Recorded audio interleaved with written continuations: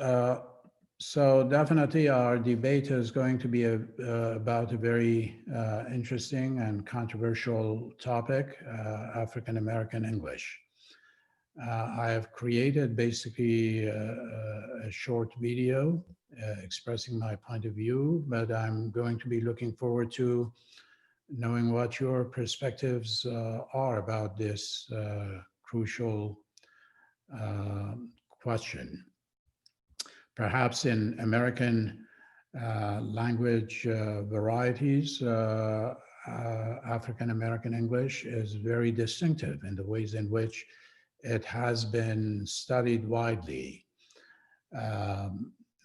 and through a range of basically studies.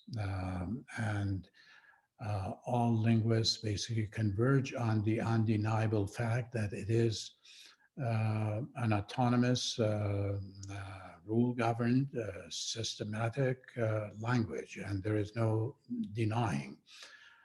Despite scientific and linguistic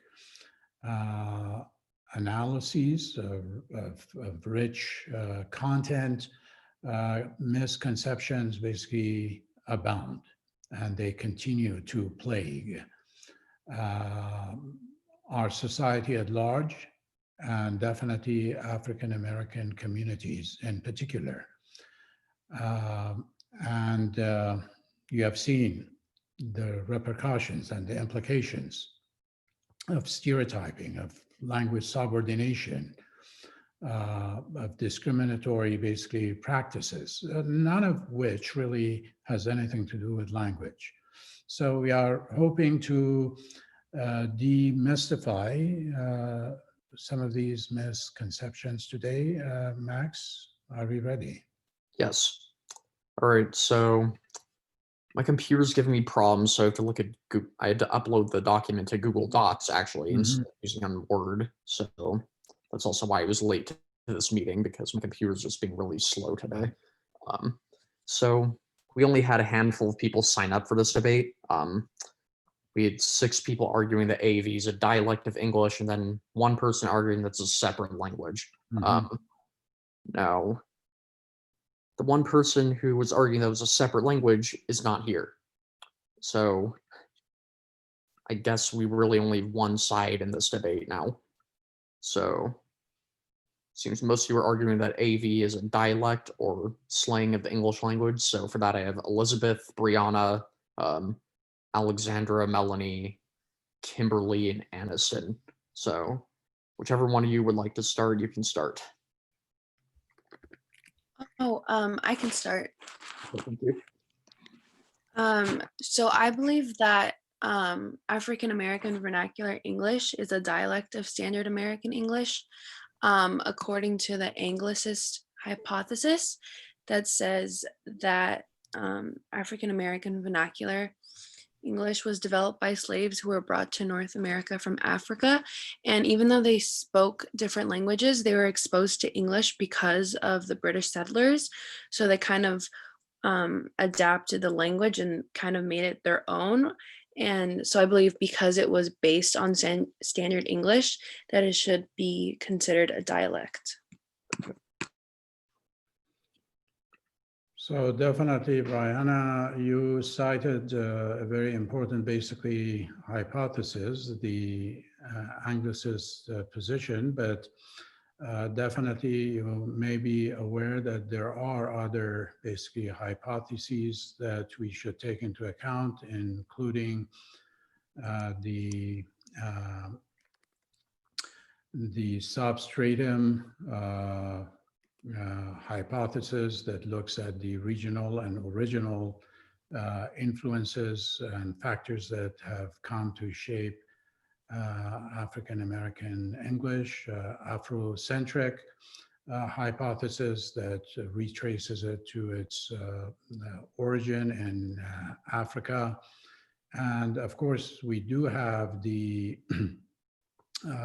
Creole hypothesis that definitely looks at the origin from contact situations And that is basically the words come from situations of contact from another language and therefore, adapted and imposed on the grammatical systems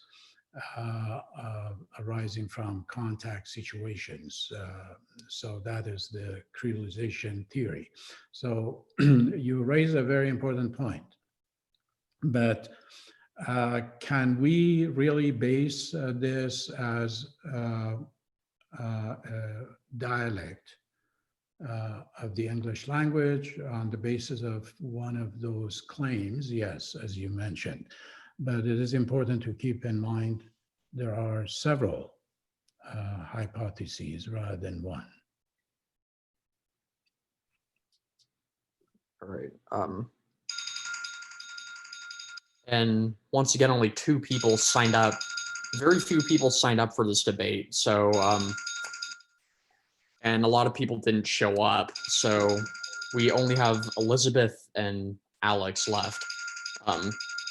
So whichever of you would like to go next, you can go. He was calling me. I found that many people who speak the African American vernacular English it's very similar to Southern dialects that are spoken, making it so that anybody who speaks English can understand them, even though it might be different grammatically. So I think based on that, it's considered a dialect rather than a whole separate language. Ironically, I was actually going to say something very similar. So, sorry, my brain is breaking. So, as Elizabeth just said, it's very similar to a Southern dialect, and many people from all around anywhere that speaks English, America, England, most of the world, can understand that with a little bit of difficulty, but it's understandable. So I don't think it should be considered a different dialect just because it sounds a different way or uses different words. Some of it might be tricky to understand, but not all of it. And it's very much based in English, so it shouldn't be a separate language, I think. Okay, since Max is away. No, I'm still here. Okay, so valid points basically were made, and the fact that basically the Anglicist position was re-stressed. Perhaps Alex was more highlighting the Creolist hypothesis, retracing basically its origin not only to Africa, but also the language contact situations in Southern United States in particular. I think what really comes up is if you call it a dialect, or if you should call it a language or a language variety, which is more neutral, and linguists would rather call it a language variety rather than a dialect. And I think it really boils down to this question: does the label have any consequences or implications for how the speakers of a particular language variety are treated? And it also comes to the whole question: what is the language between dialect and language? For instance, when I was in Iran, when I was a child, I was told that I spoke a dialect of the Persian language. My mother tongue, as you know, is Kurdish. Later on, I found out that it is a separate, basically, language, despite basically the mutual intelligibility to a certain extent that may exist between and across the different languages, but these are separate, distinct languages, perhaps not to the extent that it comes to so-called mainstream English and African American English or Black English, depending on what kind of basically label that we use. We have to be careful. For instance, Ebonics has more negative connotations as a word to be use. Some people call it slang. Some call it the corrupt form of English. Substandard, non-standard. There are so many, or even African American vernacular English, which I occasionally have used. It reduces it to vernacular. So all these are really negative markers or stereotypes that are associated with the language variety, and that is primarily because of what it has been called. In essence. So again, there is a fundamental difference between a dialect and language, and mutual intelligibility, definitely linguistically speaking, is an important aspect, but we should also look at the external, basically, factors, not just the internal linguistic factors. Even if we look at those, there are so many distinct features: grammatical, morphosyntactic, pragmatic, paralinguistic in African American English, that we could call it basically a language in its own term, rather than a derivation from English. Obviously, languages that come into contact definitely borrow from one another, in the same way that mainstream English has borrowed so immensely, immeasurably, from African American English, but they don't really recognize that. So going back to what I was saying, if we call it a dialect of the English language, it definitely has negative consequences. Does it make a difference if we call it a language? That is an open question. So we don't have anyone arguing that here, but I do remember, wasn't there a case in the city of Oakland, California, where parents, where African-American parents basically said that AAVE should be recognized as a language in the district, and that students who speak it should basically be treated like English learners? I think I remember something. Yeah, definitely it happened in Berkeley. It was in It was Berkeley. Okay, I thought it was Oakland. Late 1970s, and it became quite controversial. And this was the first time, as a matter of fact, linguists were called upon to testify. Now, of course, their testimonies were not taken very seriously, but it was 1997 rather than that the Linguistic, basically, Society of America recognized, quote unquote, Ebonics as a systematic and rule-governed system. 1997, that recognition basically came. But, the fact that it was stigmatized, it was marginalized, it was called bastardized form of English, all these had terrible negative, really, consequences. And definitely that controversy that you refer to, that it should be really introduced into the educational system, a language variety, that African American kids really already knew the language variety, but the intention of the educator was to use it as a facilitator so that they are taught so-called academic, basically, English, since they were failing abysmally, miserably, in contrast with mainstream students.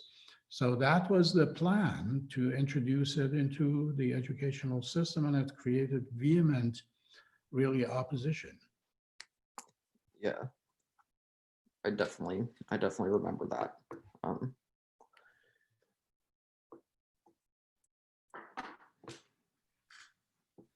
Were there any other cases where AAVE was called its own language or try to be recognized as such. I thought there was one off the top of my head, but I slipped my mind. I have a question. Yes. I always get confused with the term ebonics, where that basically means like that refers to AAVE to be like its own language. Well, the way I think AAVE and ebonics are synonymous. I think they're the same thing. It's just AAVE is another way of saying, or ebonics is kind of an informal way of saying AAVE. But the question is whether it's its own language or whether it's a dialect. So ebonics doesn't mean it's a language, it's just another term for AAVE. Right, but definitely, ebonic meaning, the black sound, so to speak. Literally, that's what it means. But as you were saying, yes, this was essentially perhaps, neutral in meaning, but it has taken on very negative connotations. And definitely linguists shy away from using such a term, unless in the type of context that you mentioned it. So this was my point, these labels have implications. Rather than appreciating the richness and the contribution and the vitality of African American English, there is really stigmatization and depreciation, in essence, of the language. And that is the essential, basically, point. Let me point out an obvious fact that we tend to forget. Which group has the highest dropout rate in the United States to this day?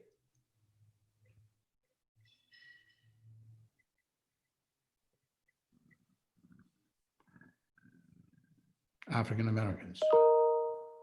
And definitely it is because of the systemic and deeply ingrained racism and discriminatory practices, and the denial of their linguistic, cultural, basically, identity.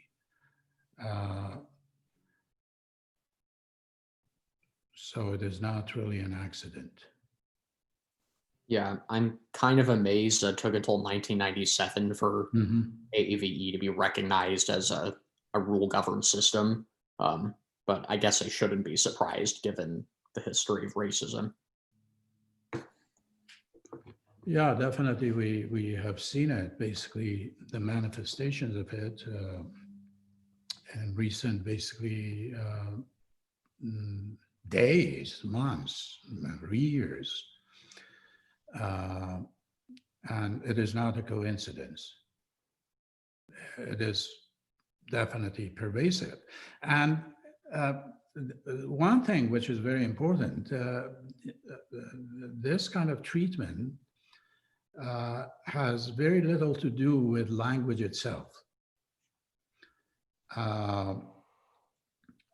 And a group that basically is marginalized, is stigmatized, is denigrated, is not found basically likable, is criminalized. What is behind that? And of course, there is the total denial of what that basically group stands for. So I think we should also look beyond language and think about why many people insist on using these labels. This does not mean that African American English is a homogeneous, basically, system, that you have a homogeneous speech community. Nor does it mean that all African Americans speak this language variety. But definitely there is the kind of heterogeneity that any language community basically has. And unfortunately, despite extensive research and studies, as I pointed out, the language variety is not appreciated and respected. Okay. Now there was only one side of this debate, and we only had 3 debaters, and they were all on the same side. But I did have 2 judges. So Okay. how's this going to work since we only had one side? And it was only 3 people.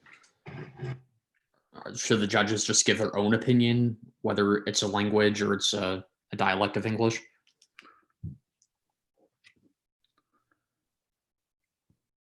We did offer some opposing views Yeah, we did. that could be taken into account. Okay. All right. So judges, we had Megan and Oscar. So whichever you would like to give your verdict, go for it. I can go. I think, as you said, it's difficult to make a concrete decision based on our lack of concrete arguers. But I do think that the pro sides brought up a lot of more broad arguments, such as the difference between like a dialect and a language variety in itself. I thought that was a pretty good point. I think that the pro side had a lot of good hypotheses that they used to argue their points, which I thought was pretty great. But yeah, I think that they did make a really good argument overall. So you're agreeing with them that it's a dialect of English? Yep. Okay. Thank you. And Oscar? So, okay, so one of the things I would want to point out is kind of one of my favorite points was by Elizabeth when she said that the people who speak AAVE can generally understand English speakers and vice versa. So I think that's kind of a similar argument that I would have made, because I do believe that it is a dialect. And I think that's one of like the pillars of a language, distinguishing between like a different language and a dialect, because different language speakers won't be able to understand, but even if you are speaking like a different version of language, you will be. So I thought that was a really good point. Okay. So you view mutual intelligibility as a hallmark of whether it's a dialect of the same language or a different language? Yeah. All right. All right, so it seems both the judges are in agreement that, I mean, I can't really say pro and con because it's not really for or against. It's 2 entirely different positions. Is it a dialect or is it a separate language? So that's why I didn't denote it as pro or con when I sent out the debate list. But yeah, Max, if I may, there is basically a famous saying in terms of the difference between language and dialect. Mhm. I don't know if you recall that a dialect is a language with an army and a navy. Okay. Right. So, for instance, in my case, yes, Persian basically had that, but Kurdish did not and doesn't. So it is not only mutual intelligibility, it's also the question of basically power and hierarchy, privilege. All these things also have direct bearing. It is not only linguistic factors, there are also societal, cultural, and historical factors that contribute to the ways in which basically speakers of a language variety or speakers of other language varieties see a particular language as a dialect, or they see it as language. We cannot really ignore the role of power in these social and cultural and political categorizations or labels. So we've only got a couple of minutes left. So should we wrap up early since there wasn't a whole lot to talk about today? Right. So I did create a short video, and apparently Max had difficulty accessing it. Did anyone try? In my breakout room, I think Megan said she was able to access it, but for some reason my email was not allowed Okay. to. It Maybe could be because the- that is in the It class. could be the connection. So feel free, it is open for comments that you may have. And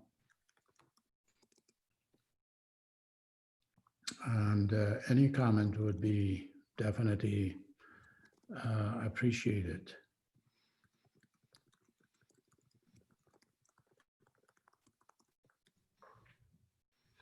So thank you very much, Max. Thank you. All right, and all of you enjoy the rest of your week and have a good weekend as well. You too. And thank you for all Thank you. the semester. Bye. Thank you. Bye-bye. Thank you. Bye.